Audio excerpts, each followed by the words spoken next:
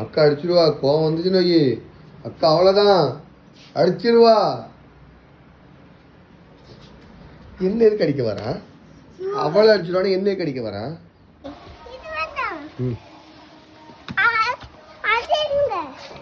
அது நம்ம வண்டி கிடையாது, அவங்க பெரியப்பா வண்டி.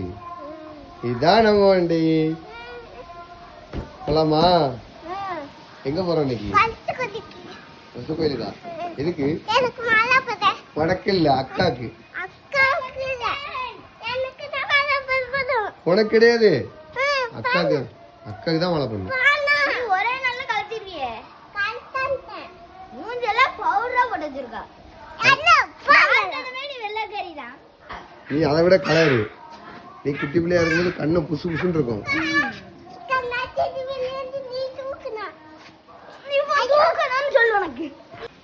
போடு அம்மா குட்டாச்சாக்குள்ள.